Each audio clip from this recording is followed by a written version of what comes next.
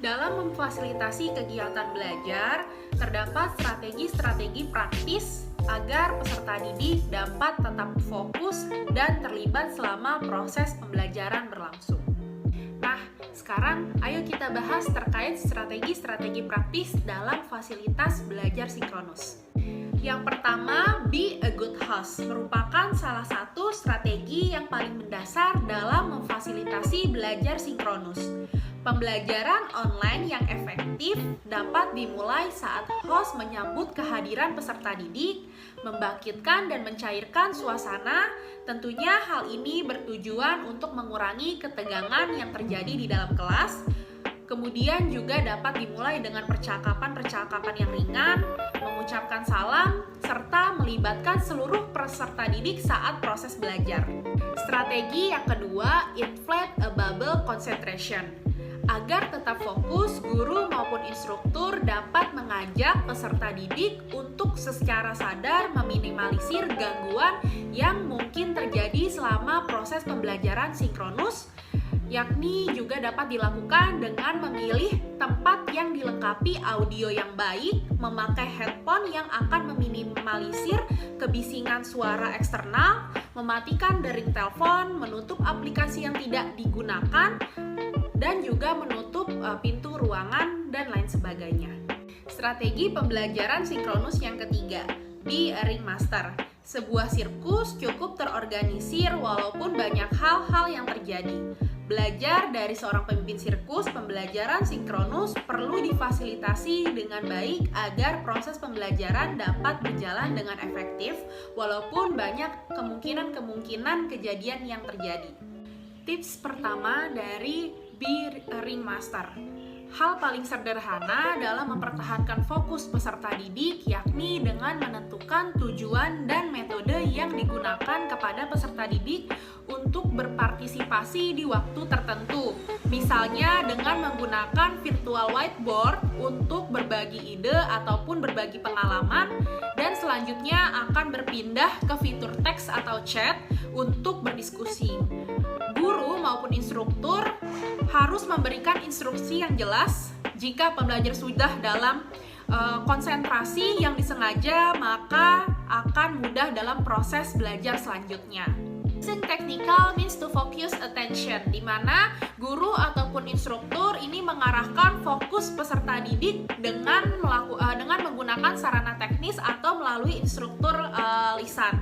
Nah, terdapat beberapa platform yang memiliki fitur-fitur langsung untuk menonaktifkan alat tertentu sesuai dengan kebutuhannya. Misalnya dengan dapat mematikan sementara mengirim pesan secara umum, kemudian juga dapat membisukan semua kontrol audio, mengunci visual ke satu slide, dan kemudian meminta semua peserta untuk menggunakan alat pena virtual.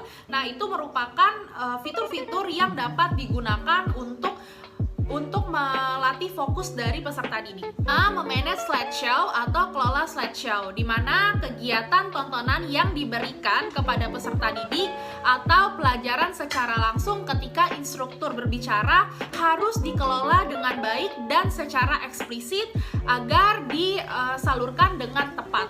Learner styles and preference, di mana peserta didik diberi pilihan bagaimana mereka dapat berkontribusi dalam proses belajar sesuai dengan gaya yang paling membuat mereka nyaman. Misalnya seperti apa? Ketika peserta didik lebih suka berbicara dibanding dengan mengetik, ataupun sebaliknya, ketika peserta didik lebih suka merespon berbasis teks daripada diucapkan. Nah, tugas sebagai seorang instruktur ataupun guru ini dapat memfasilitasinya dengan baik agar proses pembelajaran menjadi lebih efektif. Strategi pembelajaran sinkronus yang keempat yakni use virtual body language. Strategi pembelajaran sinkronus dapat menggunakan bahasa tubuh secara virtual yang merupakan bagian dari komunikasi nonverbal yang bertujuan untuk menyampaikan pesan antar pribadi. Komunikasi nonverbal dalam pembelajaran sinkronus dapat berupa ekspresi wajah, kontak mata, nada suara, postur maupun gerak tubuh yang dapat membangun interaksi dan respon dari siswa. Menggunakan emoticon juga merupakan bahasa tubuh nonverbal secara virtual. Penggunaan emoticon dimaksudkan untuk menyampaikan perasaan maupun emosi dari peserta didik. Dalam penggunaan emoticon, guru dapat meminta respon emoticon dari peserta didik terhadap materi, misalnya saat mengalami kesulitan terhadap materi tersebut. Maka peserta didik dapat meresponnya dengan emoticon sedih. Dan sebaliknya, ketika peserta didik memahami materi dengan baik, maka peserta didik juga akan merespon dengan emoticon senyum. Yang kelima, dalam strategi pembelajaran sinkronus, yakni rely on others, you are not alone. Strategi pembelajaran sinkronus dalam memfasilitasi proses belajar peserta didik tidak hanya dilakukan sendirian.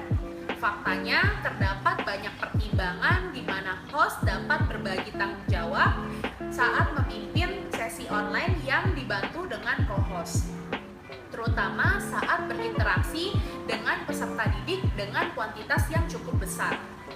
Co-host ini seperti rekan guru, asisten pengajar, moderator, panelis, guru siswa, asisten teknis, pembawa acara, dan lain sebagainya. Strategi pembelajaran sinkronus yang keenam yakni di prepare and manage class.